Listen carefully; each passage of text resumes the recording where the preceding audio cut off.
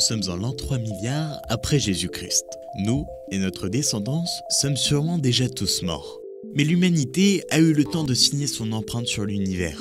Lancée en septembre 1977, la sonde Voyager 1, suite à sa périlleuse traversée jusqu'aux confins de la Voie lactée, vient de sortir de notre galaxie. En suivant la trace de Voyager 1, nous découvrons un monde qui nous était encore inconnu. Des milliers, que dis-je, des milliards de galaxies, bien plus nombreuses que le nombre d'étoiles dans notre galaxie, en train de scintiller. Vous pourrez les observer de manière plus ou moins intense, mais vous remarquerez vite qu'elles ont toutes des formes, des tailles et des types variables, les rendant chacune uniques les unes des autres.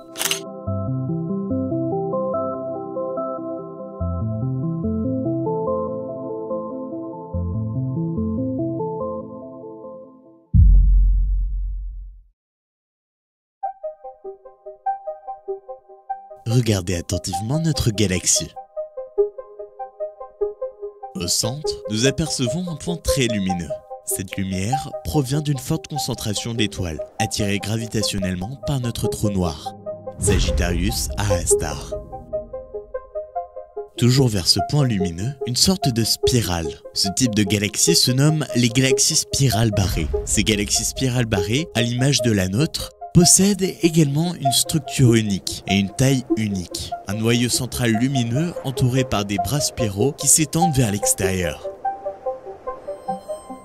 Mais ce n'est pas la seule forme que peuvent prendre les galaxies. Loin de là, en explorant l'univers, vous pourriez admirer une incroyable diversité de structures galactiques. Prenons par exemple les galaxies elliptiques. Ces géantes célestes se présentent sous une forme ovale ou sphérique. Leur aspect plus lisse et homogène contraste fortement avec la complexité des spirales. Elles sont souvent composées de vieilles étoiles et contiennent peu de gaz et de poussière, ce qui limite la formation de nouvelles étoiles. À l'opposé, nous avons les galaxies irrégulières. Comme leur nom l'indique, ces galaxies n'ont pas de forme définie. Elles peuvent être le résultat de collisions galactiques ou de forces gravitationnelles perturbatrices.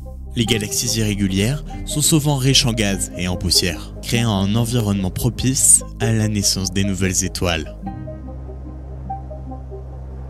Il existe également des galaxies lenticulaires, qui semblent être une étape intermédiaire entre les galaxies spirales et elliptiques. Elles possèdent un disque galactique, mais sans les bras spiraux distincts des galaxies spirales.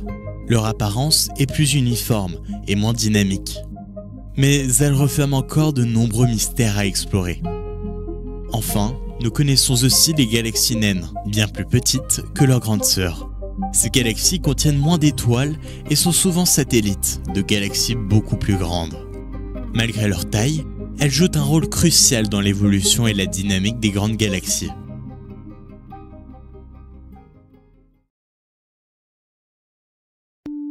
Les galaxies, d'une diversité fascinante, ne sont pas apparues du jour au lendemain. Leur formation est un processus complexe qui remonte aux premiers instants de l'univers. Pour comprendre ce phénomène, nous devons revenir aux instants du Big Bang, il y a environ 13,8 milliards d'années.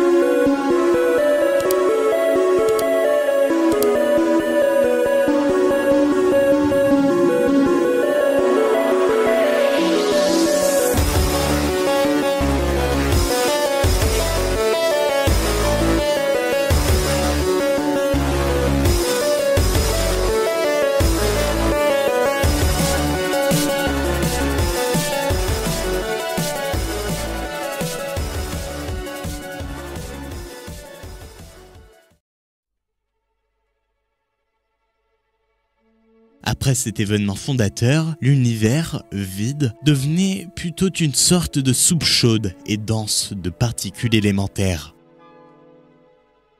En se refroidissant, ces particules se sont combinées pour former les premiers atomes, principalement d'hydrogène et d'hélium.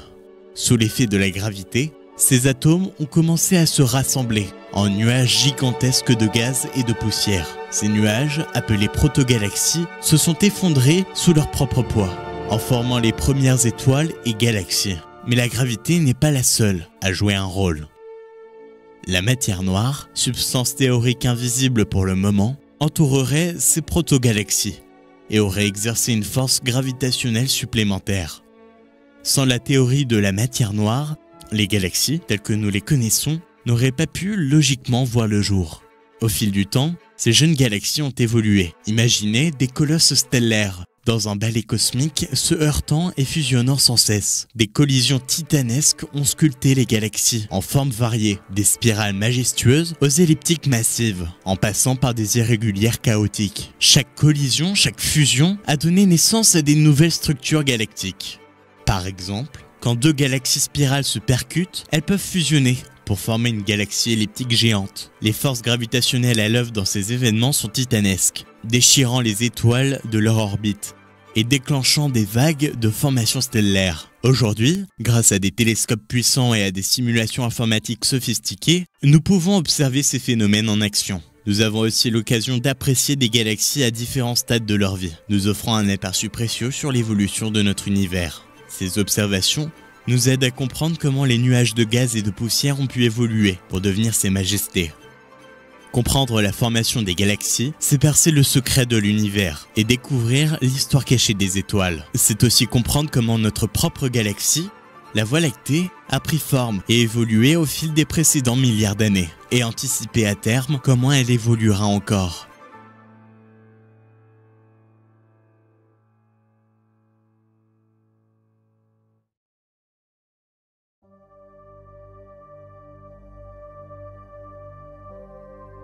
Notre galaxie, la Voie lactée, n'est pas la seule dans l'univers. Elle fait partie d'un grand groupe de galaxies proches que nous appelons nos voisines galactiques.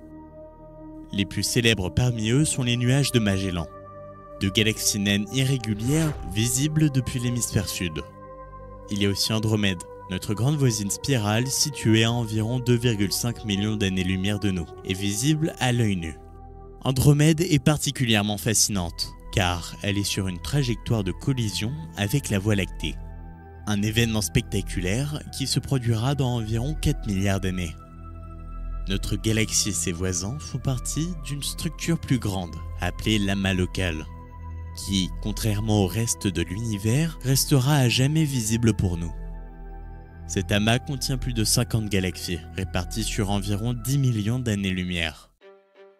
Les deux galaxies dominantes de l'amas local sont la Voie lactée et Andromède, accompagnées de nombreuses galaxies naines, comme le Triangle et les nuages de Magellan. Ces galaxies sont liées entre elles par la gravité et interagissent constamment les unes avec les autres. L'amas local est lui-même intégré dans une structure encore plus vaste, connue sous le nom de feuille locale.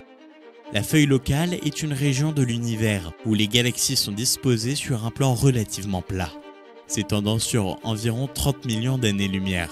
Ce plan inclut plusieurs amas de galaxies, dont l'amas local et d'autres amas proches.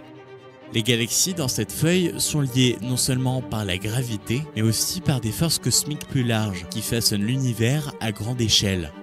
Enfin, la feuille locale fait partie du superamas Laniakea, un des plus grands ensembles de galaxies que nous connaissons. Laniakea, qui signifie ciel immense en hawaïen, s'étend sur plus de 500 millions d'années-lumière et contient des centaines de milliers de galaxies.